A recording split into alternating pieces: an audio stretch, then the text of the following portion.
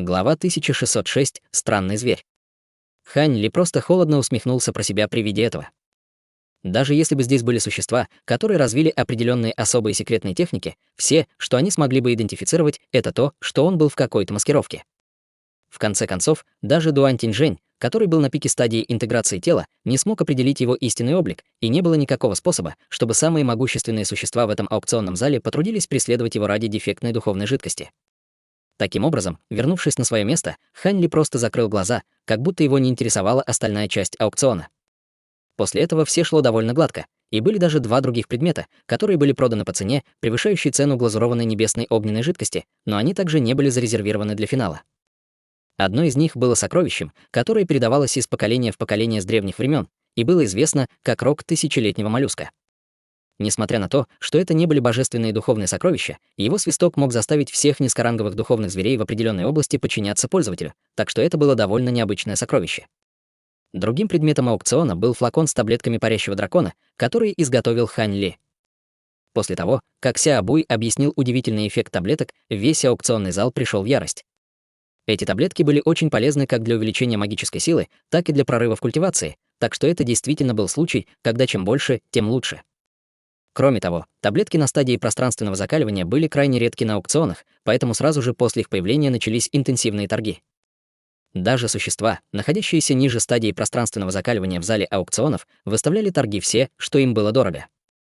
Они скорее купят таблетки и используют их в будущем, чем упустят эту блестящую возможность. Существа на стадии пространственного закаливания, которые застряли в узких местах и отчаянно нуждались в этих таблетках, также не хотели отступать. Кто знал, появятся ли таблетки стадии пространственного закаливания снова в грядущих аукционах 4 раз. Таким образом, после приступа бешеных торгов флакон с таблетками парящего дракона был продан по астрономической цене в 63 миллиона, даже выше, чем цена, по которой Хань Ли купил глазурованную небесную огненную жидкость. К его большому удивлению, таблетки были куплены женщиной святой расы, которая ранее конкурировала с Хань Ли за глазурованную небесную огненную жидкость. Эта женщина, естественно, больше не нуждалась в таблетках, поэтому, скорее всего, она покупала их своих учеников. Это был весьма обескураживающий результат для всех людей на нижнем и среднем уровнях. Хань Ли также тяжело вздохнул, услышав эту последнюю цену. Это произошло не потому, что он был недоволен ценой, по которой продавались таблетки. Вместо этого он вспоминал все таблетки парящего дракона, которые он употребил за последние 2 года, и подсчитывал, сколько духовных камней они принесли бы ему, если бы он вместо этого продал их. Неудивительно, что это была чрезвычайно ошеломляющая сумма. Кроме того, ему, скорее всего, придется продолжать принимать таблетки парящего дракона в течение следующих нескольких столетий. Это была огромная трата, но опять же, если бы не тот факт, что у него было столько таблеток парящего дракона и что он мог принимать их, чтобы помочь себе в культивации, у него с самого начала бы не было возможности перейти на стадию пространственного закаливания. Он бы не смог достичь даже стадии божественной трансформации всего за несколько столетий с его обычными способностями. Вот почему таинственный маленький пузырек был даже более ценным, чем небесное сокровище в его сердце. Обладая высшим небесным сокровищем, он мог безраздельно властвовать над всем миром духов в будущем, но без таинственного маленького флакона он не был уверен в своей способности даже дойти до этой точки. Пока эти мысли пронеслись в голове Хань Ли, аукцион, наконец, достиг своего апогея. После того, как голубая марионетка была унесена со сцены ее покупателем, Сяо Буй огляделся, и на его лице появилось серьезное выражение. Полагаю, что многие из вас уже стали терять терпение, поэтому без лишних слов я сейчас представлю несколько последних предметов аукциона на сегодняшний день. 2 из этих предметов — драгоценные сокровища, предоставленные нашими 4 расами, а 2 других были доставлены другими господами-даосистами. Как раз в тот момент, когда Сяо Буй сделал это объявление, из транспортной формации на сцене вырвалась вспышка света, после чего появились 4 человекоподобные фигуры. Эти 4 представляли из себя невысокого пожилого мужчину с длинной бородой, высокого, широкоплечего существа в золотой маске, женщины с великолепной фигурой, но ужасным лицом, пронизанным зелеными чешуями, и странного черного существа с 2 одинаковыми головами. Перед лицом всеобщего пристального внимания, которое они получали, все 4 существа оставались совершенно спокойными, словно их совсем не волновало произошедшее. Однако, увидев это, все существа в аукционном зале дружно вздохнули, и снова раздался всплеск болтовни. Это те 4 старейшин. В самом деле, это 4 великих гостя нашего облачного города. Подумать только, их тоже пригласили на этот аукцион. В то же время, когда 4 существа появились на сцене, Хань Ли также открыл глаза, и его сердце дрогнуло, обнаружив, что все они были существами средней стадии интеграции тела. Неудивительно, что их появление вызвало такой большой ажиотаж. Сяобуй с улыбкой на лице повернулся к 4 существам и сложил кулак, чтобы поприветствовать его. «Спасибо, что пришли, господа даосисты. Добро пожаловать. Нам заплатили за то, чтобы мы были здесь, поэтому мы, конечно, не могли не прийти», усмехнулся в ответ бородатый пожилой мужчина. Напротив, остальные трое вели себя довольно холодно по отношению к Сяобую и даже промолчали в ответ на его приветствие. Сяобуй явно привык к этому и, кивнув, повернулся и продолжил. Для финала зарезервировано всего 4 предмета, но они включают все типы предметов, такие как призрачные звери, материалы и духовные сокровища. Так что вы точно не будете разочарованы. После этого Сяобуй повернулся к пожилому человеку и сказал: «Брат Лан, пожалуйста, покажи свой лот». Мужчина кивнул и, взмахнув рукавом, и раздался странный крик, вслед за которым изнутри вылетел предмет. Это была черная кожаная сумка размером с ладонь, выглядевшая совершенно невзрачно. Однако старик очень осторожно обращался с сумкой и, начав что-то напевать, осторожно указав пальцем несколько раз на кожаную сумку. На поверхности мешочка закрутился черный свет, после чего изнутри внезапно вырвались клубы черного тумана. Сразу после этого туман начал раздуваться, а затем слился, мгновенно образуя черную клетку высотой около 10 футов. Внутри клетки лежал свернувшийся в клубок маленький фиолетовый зверь, и все его тело было туго сковано серией тонких золотых и серебряных цепей. Из-за того, что его голова и конечности были спрятаны в его тело, издалека он выглядел большим пушистым комом, из-за чего невозможно было определить его истинную форму. В этот момент все, кто находился ниже сцены, включая Хань Ли, пристально смотрели на маленького лилового зверя. Он был зарезервирован для финала, поэтому они знали, что это определенно необычное духовное животное. В конце концов, ранее была продана разумная марионетка 4-го уровня высшей расы, и даже она не была зарезервирована для финала. Неужели этот духовный зверь обладал силой ранга святого? Та же мысль промелькнула в головах всех, и в глазах появились намеки на палящую тоску. Однако слабый черный свет, исходящий из клетки, не давал им использовать духовное чутье, тем самым помешав их попыткам узнать истинный облик маленького зверя. Хехи, похоже, все вы потеряли терпение. «Брат Лан, я позволю тебе представить этого зверя всем», усмехнулся Сяобуй. «Конечно. Не так уж много людей знают о происхождении этого зверя, но я уверен, что многие из вас знают о 8 мистических зверях нашего мира духов, которые стоят только ниже всемогущих истинных духов», сказал мужчина, взмахнув бородой. «Что? 8 мистических зверей? Неужели это один из них?» Весь аукционный зал мгновенно охватило безумие, и даже много удивительных аур неконтролируемо вырвались из каменных комнат на верхнем уровне. Это не тот случай, господа. 8 мистических зверей — чрезвычайно могущественные существа, и хотя они несопоставимы с истинными духовными существами, существа святой расы определенно смогут схватить их. В клетке на самом деле находится смешанный потомок одного из 8 мистических зверей — змея с человеческим лицом. Несмотря на то, что это всего лишь смешанное существо, оно обладает чрезвычайно большой частью родословной змея с человеческим лицом, и при тщательном воспитании вполне возможно, что в будущем он станет таким же могущественным, как настоящий змей с человеческим лицом. Согласно результатам нашего исследования, этому зверю должно быть менее 100 лет, но духовные колебания ци, исходящие от его тела, уже сопоставимы с существами высшей расы. Самое главное, этот зверь уже продемонстрировал несколько мощных способностей змея с человеческим лицом. Даже для таких святых существ, как я, было бы невозможно захватить его живым, если бы не тот факт, что мы объединили свои усилия ради этого. Между прочим, этого зверя поймали мы 4, усмехнулся пожилой мужчина, схватив рукой черную клетку. Золотые и серебряные цепи вокруг тела маленького зверя с глухим ударом разделились сами по себе, и все они полетели в руку пожилого человека в виде тонкой полоски золотистого и серебряного света. Весь зал сразу же замолчал. Все хотели увидеть истинный облик духовного зверя, унаследовавшего большую часть родословной змея с человеческим лицом. Как только цепи были сняты, маленькое чудовище вздрогнуло, но не стало сразу же подниматься на ноги, а вместо этого продолжило неподвижно лежать в углу. Многие люди, увидев это, начали переглядываться. Однако в следующее мгновение из тела маленького зверя внезапно вырвался шар сияющего пурпурного света. Все люди, уставившиеся на клетку, непроизвольно закрыли глаза, но Хань Ли оставил глаза открытыми, а из его зрачков промелькнула вспышка синего света. Невозможно. Куда пропал духовный зверь? После того, как все, наконец, снова открыли глаза, многие из них были шокированы, обнаружив, что маленький зверь бесследно исчез из черной клетки. Однако выражения лиц существ на сцене остались неизменными, и пожилой мужчина холодно хмыкнул. «Ты все еще осмеливаешься разыграть эти маленькие трюки? Похоже, мы недостаточно дисциплинировали тебя по дороге сюда».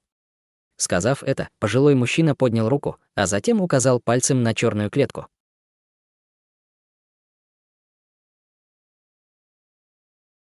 Глава 1607. Поразительный поворот событий. Из кончика его пальца вылетел световой шар размером с горошину, а затем мгновенно исчез в клетке. В следующее мгновение из угла клетки вырвался лазурный свет, вслед за которым снова появился маленький фиолетовый зверь. В то же время он слегка согнул свои 4 конечности, поглотив удар, и беззвучно приземлился на землю, как ватный клубок. Таким образом, маленький зверь наконец явился всем в виде лилового зверя, напоминающего лису. Тело зверя было всего около полфута в размере, и его глаза непрерывно метались по сторонам. Эти глаза не отличались от глаз очень разумных существ, что указывало на то, что он уже достиг хорошего уровня интеллекта. Единственное, что отличает этого зверя от обычного духовного лиса, это тусклая серебряная чешуя на носу и ушах. Однако эти чешуйки были размером с ноготь, и их было действительно трудно увидеть, не уделяя особенно пристального внимания. Это действительно духовный зверь, унаследовавший родословную змея с человеческим лицом? Он ничем не отличается от обычного лисьего зверя, разочарованно воскликнул кто-то. Многие из других присутствующих существ также оценивали маленького зверя с нахмуренными бровями, не имея возможности понять, чем именно он должен был быть особенным. Обычный лисий зверь. Я бы посоветовал всем вам присмотреться, господа. Зловещее выражение внезапно появилось на доброжелательном лице пожилого человека, и он резко ткнул ладонью в черную клетку. Из клетки раздался грохот, и оттуда вспыхнула белая молния, и появился слой белого электричества.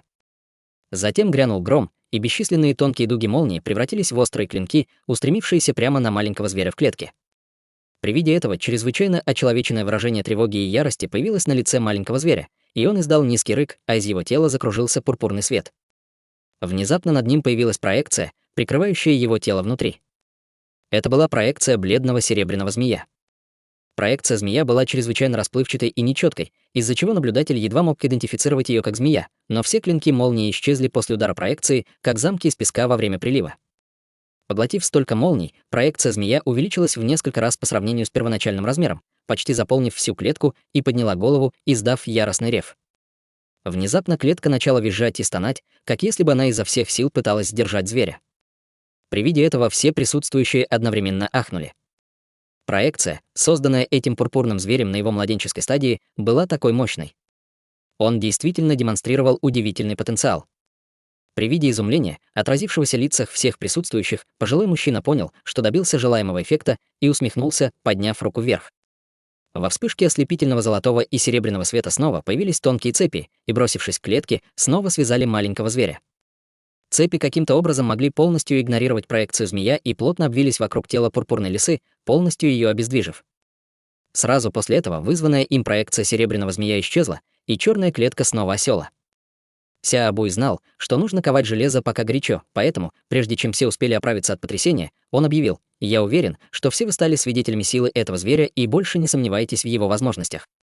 Стартовая цена этого мистического зверя составит 80 миллионов духовных камней, пусть торги начнутся». 85. 90. Как и ожидалось, после того, как гости увидели силы зверя, была сделана серия удивительных ставок, и в считанные секунды цена была увеличена до более чем 100 миллионов духовных камней. Однако Хань Ли просто сидел на месте, не участвуя в торгах. Этот зверь действительно обладал блестящим потенциалом, но на то, чтобы его вырастить, определенно потребуется много времени. У него уже были зверь плачущей души, леопардовый кирин и золотые прожорливые жуки, так что другой духовный зверь, скорее всего, будет лишним. Вдобавок ко всему, даже если бы он поддался соблазну сделать ставку на этого зверя, у него все равно бы не хватило духовных камней для участия в торгах. В этот момент даже существа святой расы на верхнем уровне начали участвовать в торгах. Таким образом, даже если бы он не купил глазурованную небесную огненную жидкость ранее, шансы на то, что он заполучил бы зверя сейчас, были чрезвычайно малы. Однако в этот момент на лице Хань Ли появилось странное выражение, глядя на лису в клетке.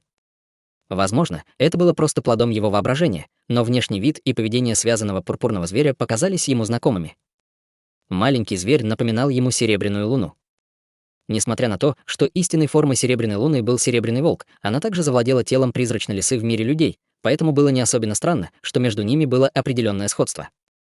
Несмотря на то, что он хорошо знал об этом, он все еще не мог не чувствовать себя немного опечаленным при виде жалкой пурпурной лисы, которая была связана в клетке. Когда серебряная луна покинула его, он невольно заметил эмоции, скрытые глубоко в ее глазах до ее ухода. Однако в то время с его жалким уровнем культивации ему оставалось только смотреть, как она возвращается в мир духов. Возможно, это было из-за того, что выражение лица Хань Ли отличалось от выражения лица других существ на аукционе, но обездвиженная пурпурная лиса, казалось, заметила его и внезапно обратила на него свой взгляд.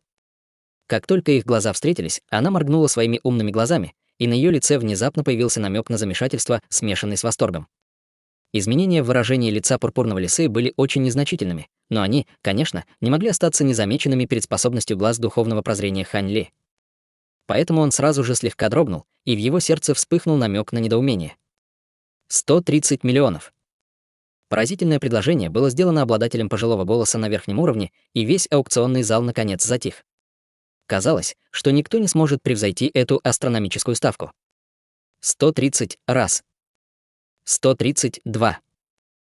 3. Сяобуй также явно придерживался мнения, что никто другой не сможет сделать более высокую ставку, поэтому, быстро подсчитав до 3, он с улыбкой повернулся на верхний уровень и сказал: «Поздравляю, брат Лу.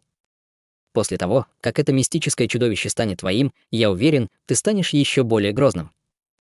Казалось, он узнал последнего претендента.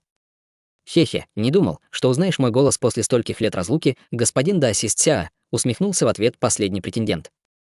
Сразу после этого из каменной комнаты в задней части верхнего этажа внезапно вспыхнула вспышка света, после чего изнутри вылетел шар желтого света и приземлился на сцене. Хань Ли, прищурившись, посмотрел со своего места и обнаружил, что это пожилой мужчина с желтой кожей, одетый в парчевой мантии. У этого человека была кудрявая голова, а его высокий и устрашающий рост был почти на 2 фута выше Сяобуя.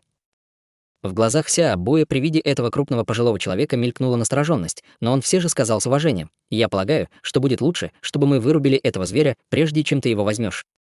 Сможет быть довольно проблематично. Ты боишься, что я не смогу управлять простым инфантильным зверем? Не волнуйся, просто подсчитай духовные камни, и я заберу это духовное животное как есть. Теперь ты можешь избавиться от клетки». Господин Даосист Лань, мужчина в парчевой мантии, казалось, был очень уверен в своих силах и небрежно бросил мешок духовных камней Сяобую, а затем повернулся к бородатому пожилому мужчине.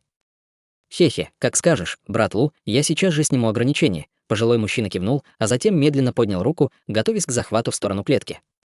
Маленький фиолетовый зверь в клетке при виде этого, казалось, осознал, что скоро произойдет что-то плохое, и весь его мех встал дыбом, а сам он издал резкий визг. Как только раздался этот пронзительный визг, присутствующие существа с более низким уровнем культивации были поражены ощущением звона в головах, после чего магическая сила в их телах стала неподвижной и непослушной. Эти существа, естественно, были ошеломлены таким поворотом событий. Однако существа на стадии пространственного закаливания, таких как Хань Ли, эффект от такого визга, естественно, были весьма незначительными. Пожилой мужчина совсем не изменился в лице, а с кончиков его пальцев вспыхнул лазурный свет. Между тем, мужчина в парчевой мантии ранее сделал довольно уверенное и смелое заявление, но на самом деле он не осмелился слишком расслабиться. Его глаза были пристально прикованы к маленькому зверю, и он как раз приготовился ограничить его, как только пожилой человек вытащит его из клетки. Все остальные существа в аукционном доме также пристально смотрели на сцену. При виде встревоженного лица лисы, Хань Ли, казалось, внезапно подумал, и его веки дернулись, как вдруг раздался глухой треск. Его рука лежала на подлокотнике кресла, но он резко сжал пальцы и раздавил нефритовый подлокотник в пыль. Именно в этот момент резко развернулся потрясающий поворот событий. Снаружи аукционного зала раздался потрясающий грохот, после чего массивные ворота, вспыхнувшие духовным светом, внезапно взорвались на бесчисленное количество кусков. Весь аукционный зал погрузился в мертвую тишину, и на лицах всех появилось выражение удивления.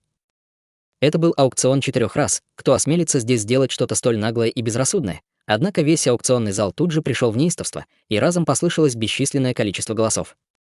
«Арк, что случилось? Что происходит? Охрана! Охрана!»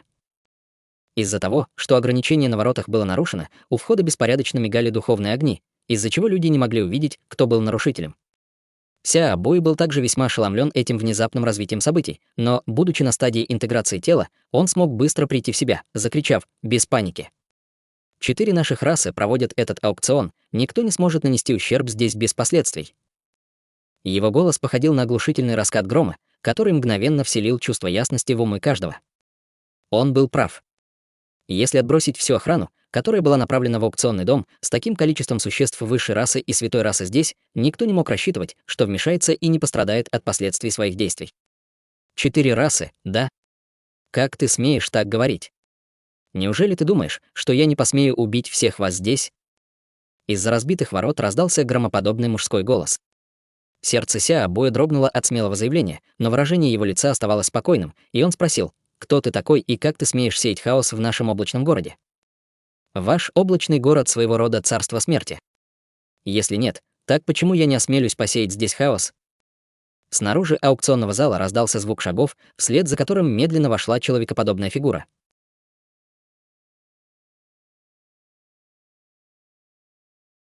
Глава 1608. Змей с человеческим лицом. Все, наконец, смогли определить внешний вид злоумышленника и обнаружили, что это был мужчина средних лет в серебряной мантии. У него были довольно тонкие черты лица, но выражение его было холодным, как лед. Многие существа в аукционном зале немедленно попытались направить к нему свое духовное чутье, но его сразу же оттолкнул всплеск таинственной силы, исходящей из тела мужчины, тем самым полностью сорвав их попытки установить его уровень культивации. Однако существо, посмевшее столь безрассудно вторгнуться на аукцион 4 раз, естественно, должно было быть чрезвычайно могущественным. Но никто не заметил, что как только пурпурный зверь увидел человека, на его лице появилась радость. Однако его тело все еще было сковано золотой и серебряной цепями, поэтому он ничего не смог сделать. «Кто вы и как вы сюда попали? Что случилось со всеми охранниками снаружи?» Торжественно спросил Сяобуй. «Я привел его сюда и сказал охранникам разрешить нам пройти. Разве с этим есть какие-то проблемы?»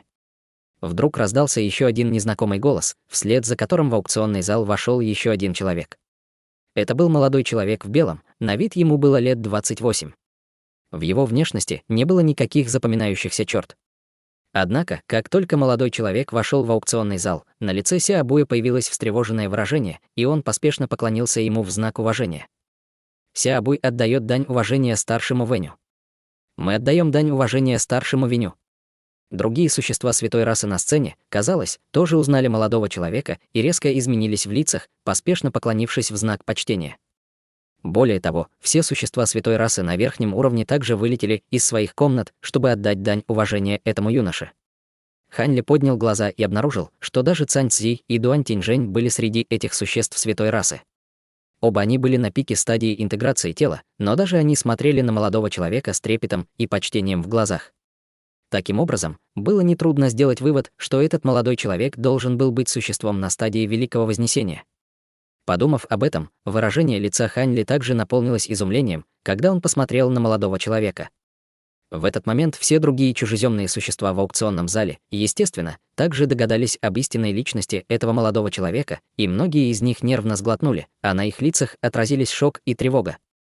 Весь зал снова замолчал. «Зачем вы прибыли сюда, старший Вень?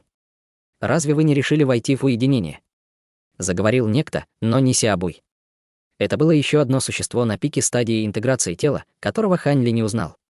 Это было странное существо с темно-зелеными полосами по всему лицу в звериной мантии. «А, значит, ты тоже здесь, младший Хэй. Я вышел из уединения и прибыл в облачный город из-за недавнего вторжения расы Цзячи, но сегодня я прибыл сюда из-за господина Даси Стату», вздохнул молодой человек. «Могу я спросить, кто этот старший Ту?» Спросил зеленолицый человек с беспокойным взглядом в глазах. Услышав это, молодой человек просто улыбнулся, но не ответил. Вместо этого он повернулся к человеку в серебряной мантии и спросил: «Брат Ту, ты нашел того, кого ищешь?» «Конечно». Мужчина в серебряной мантии огляделся, как вдруг его взгляд наконец остановился на каменной сцене. При виде пурпурного зверя в его глазах восторг промелькнул, но выражение его лица тут же стало мрачным при виде черной клетки и тонких цепей, которыми было сковано маленькое животное. Его тело качнулось, и он исчез во вспышке серебряного света. В следующее мгновение на сцене вспыхнул серебристый свет, и беззвучно появилось существо в серебряном одеянии. Мужчина в парчевой мантии испугался внезапного появления рядом с ним человека в серебряной мантии и невольно воскликнул: «Старший, вы, а ну прочь!» Человек в серебряной мантии резко перебил его, не собираясь с ним разговаривать, и небрежно махнул в его направление рукавом. На мужчину в парчевой мантии обрушилась волна небывалой силы, и он, естественно, был весьма встревожен и разгневан этой внезапной, ничем не спровоцированной атакой. Он рефлекторно глубоко вздохнул, окутав свое тело слоем желтого света, и приготовился противостоять атаке. После оглушительного грохота желтый свет вокруг его тела сильно задрожал, и он был вынужден сдвинуться назад на 8 шагов, чуть не упав со сцены. При виде этого Сяобуй резко изменился в лице. Он прекрасно осознавал, насколько могущественен этот человек в парчевой мантии. Он специализировался на искусстве культивации элемента земли, так что защита всегда была его сильной стороной. Однако он даже не смог выдержать случайного удара человека в серебряной мантии, и это было совершенно поразительно. Оказалось, что этот человек в серебряном одеянии определенно был существом на стадии Великого Вознесения. Остальные 4 существа на сцене также явно пришли к тому же выводу, что и Сяобуй, и поспешно отступили на несколько шагов при виде приближающегося человека в серебряной мантии. Однако затем развернулся неожиданный поворот событий. Человек в серебряной мантии полностью игнорировал их, шагая прямо к клетке, а затем с легкостью разорвал ее голыми руками, словно это была фигура из папье-маше. Таким образом, разрушенная клетка и маленькое животное одновременно рухнули вниз, и 2 половины клетки растворились в облаках черной ци, не успев коснуться земли. Тем временем маленькое чудовище издало радостный смех, когда его поймал человек в серебряной мантии, одной из рук проводя по цепям вокруг тела зверя. После череды глухих ударов все цепи были разорваны, и как только маленький фиолетовый зверь был освобожден, он нырнул в объятия человека в серебряной мантии и очень нежно потерся головой о него. Это тебе за то, что не стал ждать меня в пещере и сбежал. Скажи мне, кто схватил тебя и привел сюда?» Мужчина нежно погладил маленького зверя по голове, а затем на его лице внезапно появилось ледяное выражение. 4 существа средней стадии интеграции тела поблизости были очень встревожены его словами и тут же испуганно переглянулись между собой.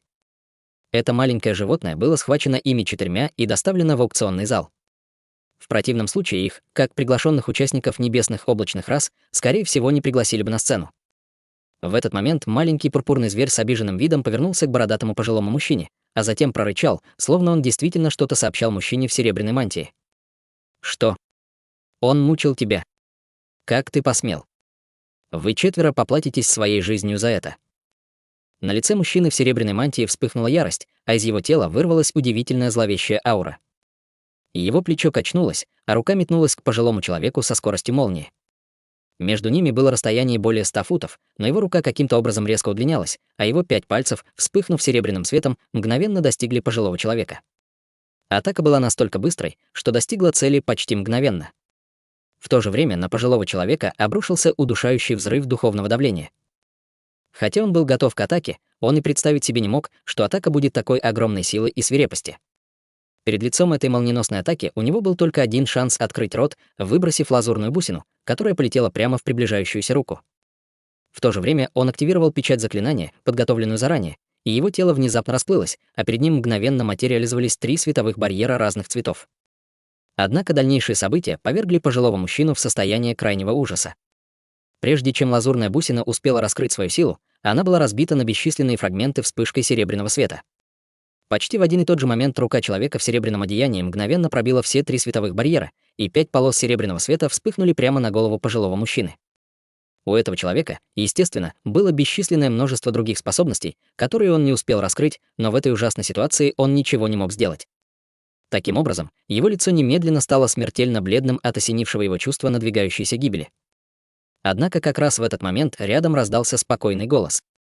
«Пожалуйста, остановись, господин Дасисту. Неужели ты забыл, что обещал мне?» Внезапно в воздухе возникла обычная на вид ладонь, небрежным взмахом отбросив 5 полос серебряного света. Сразу после этого поблизости возникли пространственные колебания, и молодой человек по фамилии Вэнь появился рядом с мужчиной в серебряной мантии с серьезным выражением лица. Мужчина в серебряной мантии, похоже, довольно настороженно относился к молодому человеку, поскольку он не стал продолжать атаки после того, как его первая атака была аннулирована. Однако он все же проговорил с мрачным выражением на лице. Я действительно обещал, что не собираюсь никого убивать здесь, но я не говорил, что их минует наказание за содеянное». «Конечно. Раз эти господа причинили боль твоей дочери, они, естественно, должны быть наказаны», сказал молодой человек с улыбкой. «Дочь?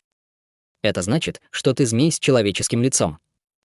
Пожилой мужчина едва ли оправился от этого почти смертельного опыта, как вдруг его лицо побледнело еще больше, услышав слова молодого человека.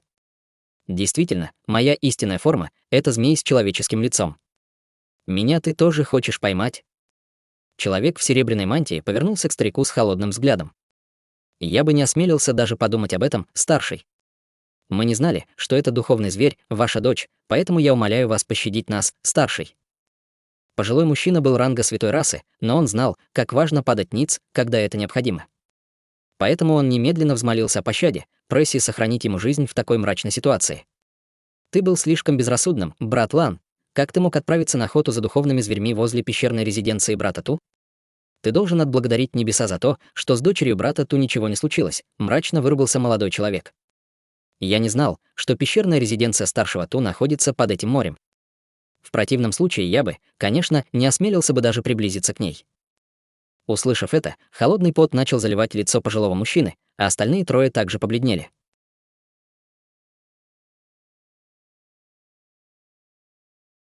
Глава 1609. Недопонимание. Несмотря на то, что они уже были существами святой расы, они знали, что разница между стадией Великого Вознесения и стадией интеграции тела была подобна разнице между небом и землей. Достигнув стадии Великого Вознесения, можно обрести непостижимую силу, тем самым создав непреодолимую пропасть между собой и существами стадии интеграции тела. При обычных обстоятельствах несколько существ на пике стадии пространственного закаливания, возможно, могли бы вступить в борьбу с существом на ранней стадии интеграции тела, но существам на пике стадии интеграции тела пришлось бы только спасаться бегством перед лицом существа на ранней стадии Великого Вознесения. Достигнув стадии Великого Вознесения, каждый был по существу наполовину истинным бессмертным, и благодаря своему уровню культивации они могли постичь некоторые чрезвычайно могущественные законы неба и земли, что делало их практически полностью непобедимыми для существ на стадии интеграции тела. Заключительная стадия трансцендентной трибуляции на самом деле была лишь произвольным разделением. За исключением небольшого изменения в природе магической силы, существа, достигшие этой стадии, на самом деле были не намного сильнее, чем существа стадии Великого Вознесения. Более того, после достижения стадии трансцендентной трибуляции больше не существовало ранней, средней или поздней классификации. Большинство из них также уходило в уединение на неопределенное время, чтобы попытаться превзойти свои трибуляции истинного бессмертного в попытке подняться в это высшее царство. Таким образом, существа стадии Великого Вознесения были самыми могущественными существами в мире духов, не считая истинных духовных существ. 4 гостя из небесных облачных рас захватили дочь такого невероятно могущественного существа, так что они, естественно, полностью окаменели. Однако они находились в облачном городе, и вокруг них было так много могущественных существ всех 13 рас. Таким образом, если бы змей с человеческим лицом пришел сюда один, они бы не испугались его. Больше всего их беспокоило то, что молодой человек с фамилией Вень, похоже, был знакомым змея с человеческим лицом и даже привел его сюда.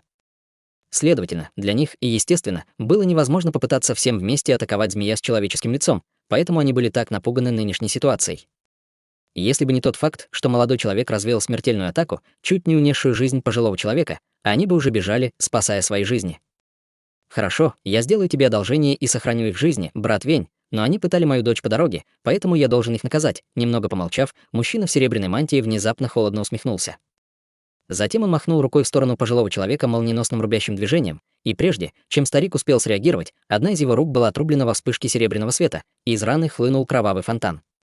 Пожилой мужчина был сильно поражен этим, но прежде, чем он успел прийти в себя, молодой человек внезапно появился рядом с ним и осторожно протянул ладонь к его ране. Вспыхнул ярко-зеленый свет, и кровотечение было немедленно остановлено, после чего рана начала заживать прямо на глазах.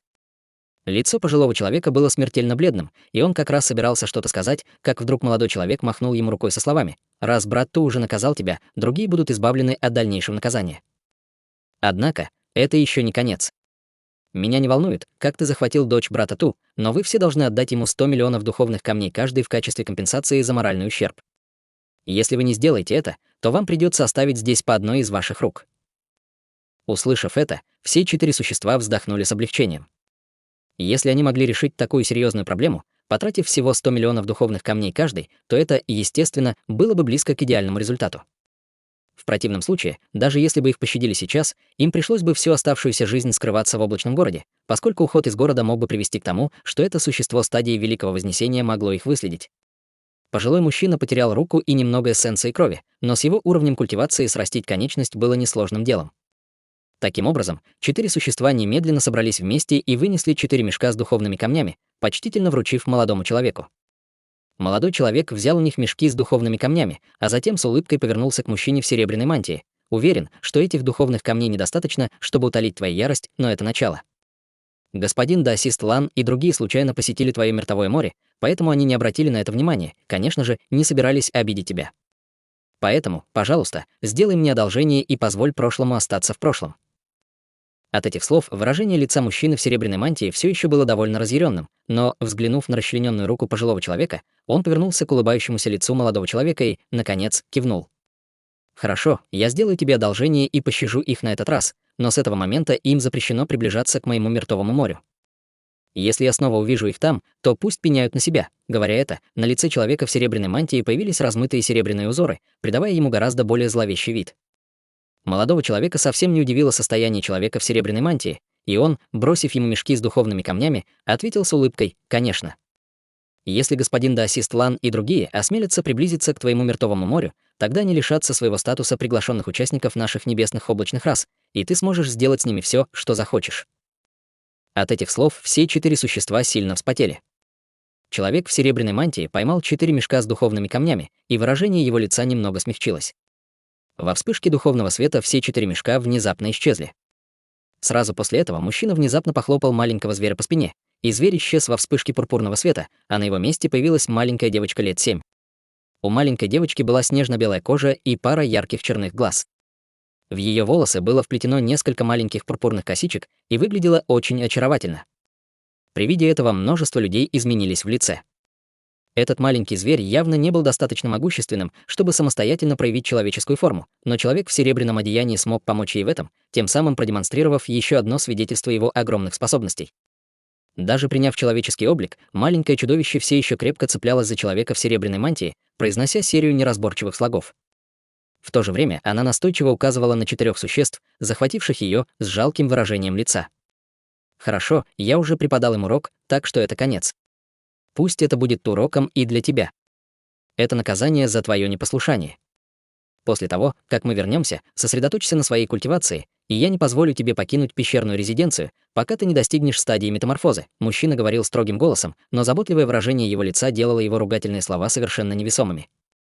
Маленькая девочка надула губы, услышав это, и ее глаза наполнились влагой, будто она могла расплакаться в любой момент. Мужчина в серебряной мантии смиренно вздохнул и не обращал внимания на маленькую девочку, повернулся к молодому человеку рядом с ним. «Благодаря тебе, брат Вень, я смог вернуть мою любимую дочь. Я и моя компаньонка, да, отплатим тебе за эту услугу в будущем. Однако в настоящее время она все еще ждет дома дальнейших новостей о нашей дочери, так что я должен поспешить назад». Сказав это, мужчина в серебряной мантии сложил кулак в знак прощания. «В таком случае я больше не буду задерживать тебя, брат Ту. Я желаю тебе и твоей дочери безопасного и гладкого возвращения домой». Видя, что этот змей с человеческим лицом был готов пощадить 4 существ, захвативших его дочь, молодой человек вздохнул с облегчением.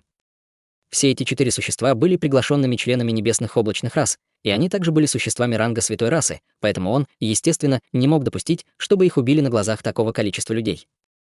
Тем не менее, сделать змея с человеческим лицом своим врагом определенно не было в интересах облачного города. Мало того, что этот одетый в серебряную мантию был чрезвычайно устрашающим, одной мысли о его невероятно могущественной компаньонке Даа было достаточно, чтобы вызвать дрожь по его спине. В противном случае, даже если бы он был хорошим другом змея с человеческим лицом, он определенно не стал приводить бы его в это место, по сути, признал бы всем присутствующим, что облачный город боялся его. Таким образом, это был почти идеальный исход, на который он мог надеяться. Мужчина в серебряной мантии кивнул, повернувшись, окутал себя серебряным светом, собираясь уходить. Однако прямо в этот момент маленькая девочка внезапно потянула его за мантию и снова сказала что-то непонятное для всех, а затем указала в определенном направлении в аукционном зале. Это правда. Духовный свет вокруг тела мужчины в серебряной мантии угас, и в его голосе прозвучала нотка удивления. Молодой человек запнулся при виде этого и спросил: «Что твоя дочь сказала, брат Ту?» В этом нет ничего важного. Похоже, она смогла узнать здесь существо, которое каким-то образом связано с моей компаньонкой Даа, ответил змей с человеческим лицом, глядя в том направлении, куда указывала маленькая девочка. Молодой человек был несколько ошеломлен от его слов, прищурившись, повернусь в том же направлении. Под пристальным вниманием сразу 2 существ на стадии Великого Вознесения все существа, сидевшие в этом направлении, сразу же почувствовали себя весьма обеспокоенными. Даже если бы они знали, что это явно не имело к ним никакого отношения, они все равно не могли избавиться от беспокойства. Хань Ли также слегка изменился в лице, поскольку он знал, что маленькая девочка указывала, скорее всего, на него самого, однако он понятия не имел, почему она выделила его из толпы. Во время обмена, который только что произошел между мужчиной в серебряной мантии и молодым человеком, кто-то наложил временное ограничение, которое позволяло всем по-прежнему видеть все, что происходит на сцене, но не слышать, что говорится. Вдобавок ко всему, в этот момент чрезвычайно устрашающий всплеск духовного чутья внезапно охватил эту область, и лица многих существ побледнели от этого. В тот момент, когда этот всплеск духовного чутья пронесся мимо тела Хань Ли, он также был поражен мучительным ощущением, что все его существо было полностью обнажено для обладателя духовного чутья. Это чувство было похоже на то, как будто его изучал первобытный зверь, слишком сильный, даже чтобы подумать о сопротивлении. Его сердце слегка дрогнуло, после чего он сразу почувствовал, что взгляд человека в серебряной мантии был устремлен на него.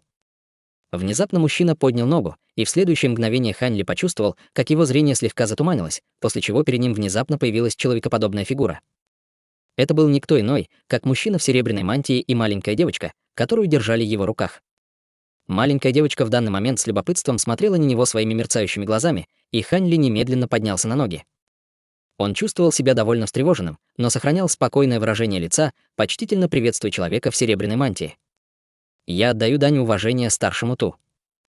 Перед лицом существа на стадии Великого Вознесения он не осмелился бы проявить неуважение. Мужчина ошибочно взглянул на Хань Ли и равнодушно покачал головой. У него действительно есть намек на ауру, принадлежащую к расе, из которой произошла твоя мать, но она очень слабая. Даже если есть какая-то родственная связь, она совершенно незначительна. Что мне делать с тобой? Твоя мать имеет так много мощных способностей, которые ты могла унаследовать, но ты унаследовала ее самые бесполезные сенсорные способности. Раз у него нет большой связи с твоей мамой, давай оставим его в покое. Прежде чем маленькая девочка успела что-то сказать, его тело вспыхнуло серебристым светом, и он немедленно вылетел из аукционного зала в виде полоски серебряного света.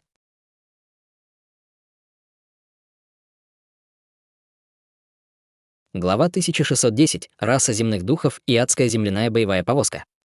Хань Ли почувствовал себя так, словно увернулся от пули, и внутренне вздохнул с облегчением. Он был чистокровным человеком, так как же он мог иметь какое-то отношение к компаньонке да-змея с человеческим лицом? Неужели это из-за истинной духовной крови, которую он обработал, это тоже было не очень правдоподобно? Истинная духовная кровь действительно была довольно мощной, но после очищения она просто скрывалась в его теле на рецессивной основе. В противном случае, учитывая всех могущественных существ, с которыми он столкнулся, хотя бы один заметил. Хань Ли размышлял над этим какое-то время, но был сбит с толку, как и раньше. Между тем, все чужеземные существа в окрестностях оценивали его со странным выражением на лице. Даже молодой человек по фамилии Вень взглянул на него, но ничего не сказал. Существа на стадии интеграции тела на верхнем уровне также оценивали его с любопытством в глазах. Среди них Дуань Тиньжэнь, естественно, сразу узнал Хань Ли, и на его лице появилось своеобразное выражение. Тем временем Хань Ли чувствовал себя весьма недовольным всеобщим вниманием, которое он внезапно получил. Молодой человек, отведя взгляд, повернулся к Сяобую и пожилому мужчине со словами: «Хорошо, поскольку эта проблема решена, можете продолжать аукцион. Мне пора. Господин Даосист Лан, убедись, что эти четверо больше никогда не подойдут к Мертвому морю.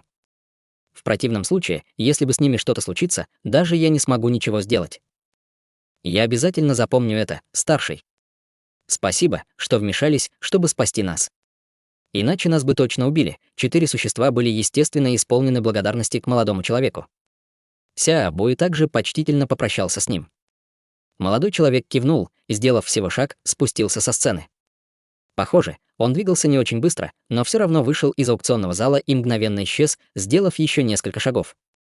После ухода 2 существ в стадии Великого Вознесения все существа стадии интеграции тел снова вернулись в комнаты на верхнем уровне.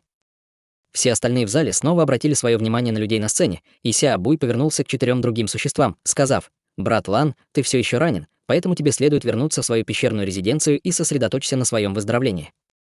Госпожа Кун, мне придется побеспокоить вас троих еще некоторое время. К счастью, аукцион почти завершен, поэтому я не буду задерживать вас слишком долго. Кроме того, мы увеличим ваши выплаты на 20% от имени наших 4 рас». Женщина переглянулась со своими 2 товарищами и ответила с кривой улыбкой на лице: «Будь уверен, брат Сяо, мы обещали остаться на время аукциона, и мы, конечно, планируем довести это до конца, спасибо». Сяобуй пришел в восторг от этого. Если бы эти 3 стали настаивать на своем немедленном уходе, он бы ничего не смог поделать. Бородатый пожилой мужчина только кивнул в ответ с грозным выражением на лице и сделал хватательное движение оставшейся рукой. Его отрубленная рука немедленно вернулась к нему по его велению, а затем он осторожно ее убрал. Сразу после этого пожилой мужчина сделал печать заклинания руками, и синяя формация на сцене зажужжала, после он исчез во вспышке духовного света. Будучи существом ранга святой расы, пожилого человека всегда уважали и почитали, поэтому, естественно, для него было крайне унизительно оказаться без руки на глазах у такого количества людей. Таким образом, он не хотел оставаться в аукционном зале ни минуты дольше и при этом не хотел никого видеть после этого долгое время. В этот момент Ся Буй внезапно повернулся к мужчине в парчевой мантии, который отступил в сторону сцены, и улыбнулся со словами: «Из-за непредвиденных обстоятельств, которые только что развернулись, продажа последнего предмета аукциона, естественно, была отменена. Господин Да Систлу, ты, разумеется, можешь забрать свои духовные камни. Кроме того, чтобы компенсировать тебе потерю, если тебе удастся успешно приобрести один из 3 последних предметов, ты получишь скидку в размере 10 миллионов духовных камней». Таким образом, он поднял руку и отбросил только что выданный мешок с духовными камнями. Человек в парчевой мантии явно боялся, что змей с человеческим лицом также разозлится на него, поэтому он просто стоял там молча, надеясь слиться с пейзажем. Услышав предложение Ся Буя, мужчина покачал головой и вздохнул. «Пусть будет так. Только что произошедший инцидент указывает на то, что мне нечего делать на этом аукционе. Поэтому я не буду участвовать в оставшейся части этого аукциона». Поймав мешок с духовными камнями, мужчина немедленно повернулся и вышел из аукционного зала, а затем быстро исчез из поля зрения. Его уход вызвал небольшой переполох среди остальных людей в зале аукциона, а Ся Буй слегка нахмурился, но быстро пришел в себя и повернулся к женщине с зеленой чешуей рядом с ним. После легкого кивка Ся Буя женщина полезла в рукав и вытащила черный предмет, а затем подбросила его в воздух. Внезапно в аукционном зале раздалась череда яростных криков. Сразу после этого во всех направлениях пронеслись ураганные ветры, и из воздуха возникли черные облака. Облака вздыбились, расширившись до более чем 100 футов в размере, и такое явление, естественно, привлекло внимание всех существ на аукционе. Из облаков непрерывно слышался взрывной визг и раздавались раскаты грома вместе со вспышками белых молний. Таким образом, мгновенно появился угольно-черный летающий экипаж. Экипаж был длиной около 60 футов, испуская древнюю ауру, а по всех поверхности были вырезаны старинные узоры. Экипаж везли 4 чернорогих пегаса, и у каждого из них не только было по паре черных крыльев, но и большинство их тел было покрыто слоем черной брони. На каждом из этих пегасов сидело существо в черной броне ростом примерно со среднего человека. Все они были до зубов вооружены мечами и луками, привязанными к их спинам, и все пегасы, а также их всадники совершенно неподвижно парили в воздухе, что указывало на то, что все они были марионетками, от экипажа и 4 всадников на пегасах исходил один и тот же холодный свет, что указывало на то, что они были сделаны из одного материала. Многие люди, находившиеся ниже сцены, были весьма заинтригованы появлением этого экипажа и всадников на пегасах. Хе-хе, это второй предмет аукциона, зарезервированный для финала нашего аукциона, адский земляной боевой экипаж.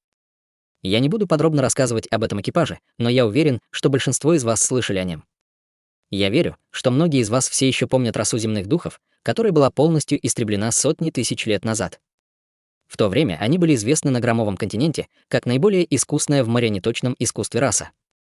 Этот адский земляной боевой экипаж был создан расой земных духов и был найден в руинах, оставленных этой расой. Я не буду демонстрировать вам способности этого экипажа, но могу сказать вам, что каждый из этих всадников-марионеток обладает силой культиватора средней стадии пространственного закаливания, и когда все 4 объединяют свои силы, они могут использовать давно утерянную секретную технику, которая способна противостоять атаке с ранга святой расы на ранней стадии. Сама карета претерпевает бесчисленные трансформации, и это нужно будет изучить тому, кто в конечном итоге купит ее, усмехнулся Ся Буй. Многие люди уже испытывали сильное искушение, услышав, что эта карета была выкована росой земных духов, и, узнав, что 4 всадника-марионетки могут даже противостоять культиватору ранга святой расы, все они пришли в восторг. Некоторые даже направили свое духовное чутье в сторону экипажа для более внимательного изучения, но, испугавшись, поспешно убрали его. Как выяснилось, как только их духовное чутье соприкоснулось с летающим экипажем, из него внезапно вырвался странный всплеск всасывающей силы, который насильно засосал их духовное чутье в экипаж. Это, естественно, было поразительным событием. Возможно, это было связано с тем, что у кареты еще не было хозяина, но она все равно могла беспрепятственно лишать других духовного чутья. В противном случае они действительно оказались бы в довольно сложной ситуации. Таким образом, было подтверждено, что этот экипаж действительно обладал некоторыми экстраординарными способностями и вызвал еще больше интерес со стороны потенциальных участников торгов. Хань Ли был среди тех, кто направил свое духовное чутье на повозку, и у него также развилось к ней любопытство. Однако он тут же вздохнул с отчаянием. Стартовая цена кареты еще не была объявлена, но она, несомненно, должна была быть очень высокой, поскольку это было сокровище, способное удержать в страхе даже святую расу. Таким образом, ему не оставалось ничего другого, кроме как наблюдать за торгами. Однако золотой молниеносный бамбук еще не появился, а это означало, что в глазах аукционного дома он был даже важнее, чем эта карета и тот призрачный зверь, которые были раньше. Когда эти мысли пронеслись в голове Хань Ли, Сяобуй наконец объявил стартовую цену за этот экипаж. Стартовая цена этой адского земляного боевого экипажа составляет 120 миллионов духовных камней. Хань Ли знал, что стартовая цена будет ошеломляющей, но все равно был озадачен этой огромной суммой. Как и ожидалось, торги за этот экипаж были чрезвычайно интенсивными, и цена быстро поднялась до более чем 200 миллионов духовных камней. Несмотря на это, очень много людей не хотели сдаваться. Однако в этом случае в торгах участвовало не так много существ святой расы с верхнего уровня. Некоторые из них делали ставки то тут, то там, но все отказались от экипажа, когда цена превысила 200 миллионов. В конце концов, карету купила изящная женщина с вуалью на лице за 220 миллионов духовных камней. Это вызвало чувство недоумения у многих присутствующих существ, поскольку эта женщина, казалось, находилась только на средней стадии божественной трансформации, поэтому было совершенно невероятно, что у нее было такое огромное количество духовных камней. Хань Ли тоже был несколько удивлен этим, но быстро отбросил эти мысли в сторону, поскольку следующим предметом аукциона был кусок зеленого бамбука. Это был не что иное, как золотой молниеносный бамбук, который он предложил аукционному дому. Это кусок золотого молниеносного бамбука, источника высшей божественной молнии с элементом дерева. Стартовая цена — 70 миллионов. В этом случае вступление Сяобуя было довольно кратким, и он взял кусок бамбука, помахав им людям, находящимся ниже сцены. С оглушительным раскатом грома из куска бамбука вырвались бесчисленные дуги золотых молний, мгновенно образовав большую золотую сеть молний. Золотой молниеносный бамбук. Божественная дьявольская молния. Высшая божественная молния с элементом дерева. Сразу раздались крики удивления и восторга, причем некоторые из них даже исходили прямо с верхнего уровня. Выражение лица многих людей резко изменилось при виде золотой сети молний, и по всему аукционному залу прокатилась волна восторга.